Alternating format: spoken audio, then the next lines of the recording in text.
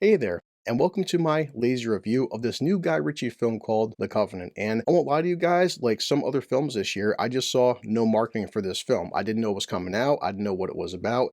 But my Regal app says, hey, there's a new Guy Ritchie film and it's military, it's Jake Gyllenhaal. And I was like, sign me up because I love Guy Ritchie. And, I do like Jake Gyllenhaal. So now, one thing about me is, as I'm slowly building up a YouTube channel and building up an audience, people know this thing about me is I value something, honesty, trust, and I value integrity.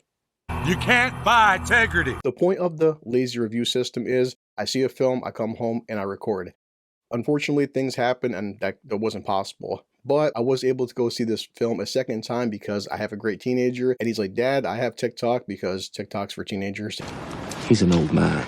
He's like, I want to see this film. So this is one of the very rare occasions where I've seen a film a second time, and I'm going to tell you guys about this. But spoilers, I went to go see the second time, and I very, very highly recommend this goddamn film because it was that good. Tell me more. Also, probably for my, top 10 films of this year, this will go into the top 3. But I'm opening up a brand new bottle, fresh out the liquor store of Smirnoff Red, White, and Berry, and also the USA t-shirt because, America. Fuck yeah. Fuck yeah. And usually I will add some Sprite later, but I want to drink this stuff straight out the tap, and let's try some good old Smirnoff America stuff. You ready? Oh yeah. America, America, fuck yeah! And as delicious as that is, because it's really freaking good, I'm going to add some Sprite Zero to this. So yeah, what's the synopsis of the film? Why did I see it 2 times? Why did I, recommend that you guys go and see it? It's one of the films that says based on true events, and I'm sure after watching the film a second time, there's probably some events that they had to, Hollywoodize this, if that's a term, and probably elaborate on some things that happened. But, it's one of the films where when it starts out, I do respect the fact that they honor these soldiers and they show their real life names. And eventually they show the actors versus the real life counterparts. They show what these guys actually looked like. So I'm going to tell you what happened with this film called The Covenant. So got something, American hat, yeah, and some more Sprite. This was a fantastic film. I enjoyed watching a second time. I have to tell you all about it. But before we do that, I have an intro that I want you to enjoy. Yeah, to enjoy. I'm drinking. I hope you like it. Let's go.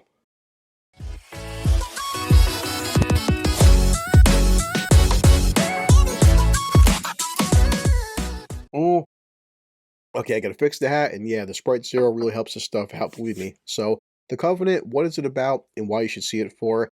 I will be careful what I say on YouTube in 2023 because I'm still not sure what's, allowed and not allowed to be said, but to say the least, if you've been living under a rock for the past 20 fucking years, a little thing happened back in 2001 involving 2 towers. A war broke out. Now, we sent a bunch of troops to Afghanistan, and not all of us speak the language, so the military and the government started to employ translators, and the agreement was given that, listen, if you help us out, we'll help you out. We will give you safe passage, asylum, and also visas and citizenship to come over here because I just gotta say it real quick, some of us do get sick and tired of people on social media and TikTok and the like bitching about how bad things are over here. Like, yeah, I mean, things are so fucking bad over here. Spend 5 minutes over in Afghanistan and then get back to me. A bunch of fucking pussies. Fuck them.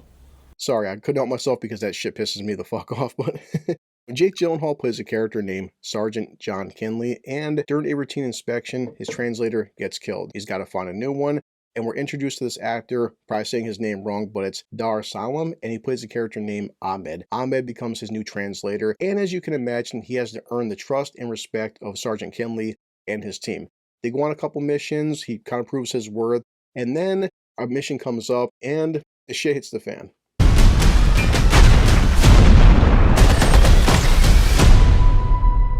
They are ambushed, and then a battle sequence breaks out. And one thing I want to say is that Guy Ritchie has his, usual Guy Ritchie way of filming, and I wasn't sure how he would film battle sequences, but the battle sequences in this film, they're very small and very personal. What I mean by that is that this isn't Saving Private Ryan or a film like, say, Fury. You're not seeing like thousands of troops and stuff, or guys by the hundreds being mowed down. It's more of like 7 or 8 guys being killed. And I want to say that it's no disrespect to the guys being killed, but that's how it is. So his entire team, Sergeant Kinley, is wiped the fuck out, and he escapes with Ahmed. After the escape, he gets injured. He's shot in the arm, he's shot in the leg, he's bashed in the head. The Taliban are about to kidnap him and they want to interrogate him, as they do. Ahmed comes in, saves the day, kills the Taliban guys, and he saves Sergeant Kinley's life. But now, this is where shit gets really tricky, because, alright, you are in foreign territory, and also, you can't use the main roads, they can't call for backup, they don't have radio or comms, and what he does is he makes this makeshift litter, and he has to drag Sergeant Kinley through mountainous terrain, and to say the least, it's fucking hell. Back down. For 3 weeks, this family believed you were dead. Ahmed is doing everything that he can to keep Sergeant Kinley alive, and to say the least, it's not fucking easy when you have limited resources. And I'm not going to spoil too much for you guys, but there's one sequence, and the second time watching it, it was even more powerful, where eventually Ahmed trades in the makeshift litter and he gets a car. And there's a big wide shot, and I'm looking at my son poking at him like, this shit's powerful. You see the wide shot in the mountain, and he's dragging Sergeant Kinley up the mountain with a car, and then the car gets stuck. And just, Ahmed, you don't know what he's thinking, but you can imagine, because he doesn't say it. He just sits down, he has like a mental breakdown, starts fucking crying, and eventually he just gets up, he mans up, he has to finish the mission. And the short version is Sergeant Kinley is rescued, brought back to a military base, and hey, movie's over. But wait!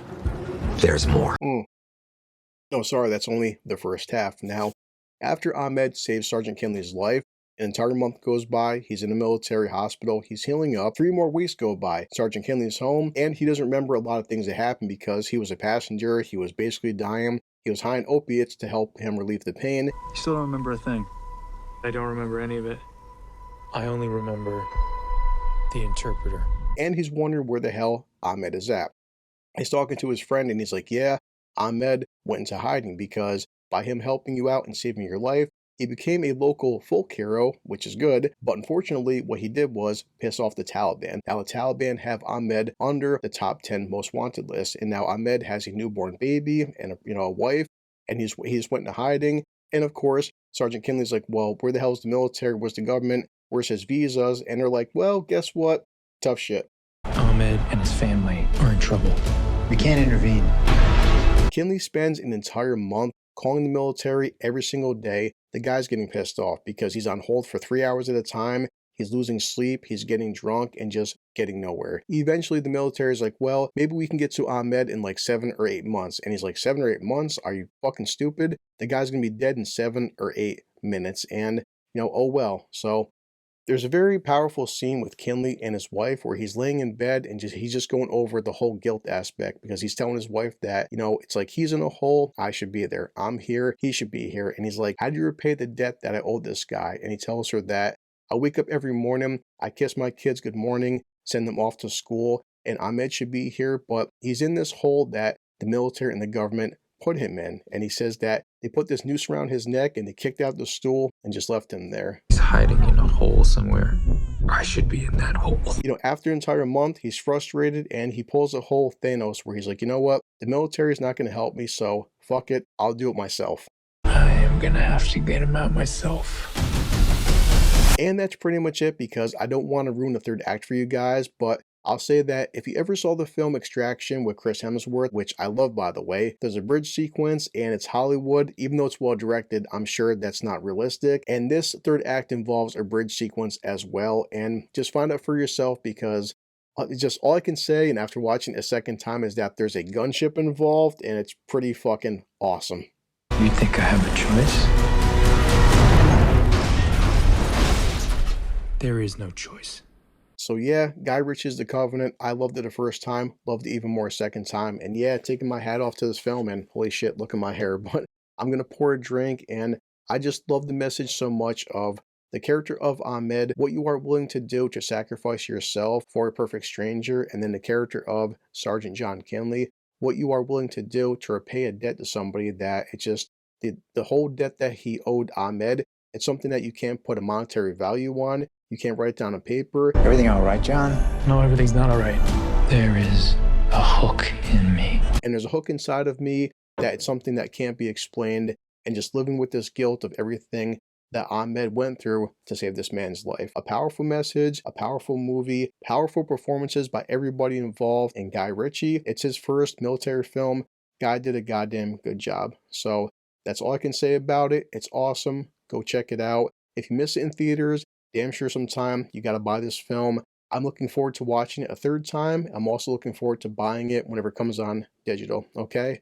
So I'm going to have a drink, but as I always do, before I start drinking, tell you about my wonderful job. I hate my job. And now I have to get Bender, and as always, Guy Ritchie. Guy is a fucking amazing director. He never disappoints, and Jake Gyllenhaal, the guy is awesome, okay? So see you later. Hope you like my review. Let's pull up Bender. Ready? This calls for a drink. Oh. Tastes like America. Okay, let me edit this stuff, then fix my freaking hair, and then head back to work.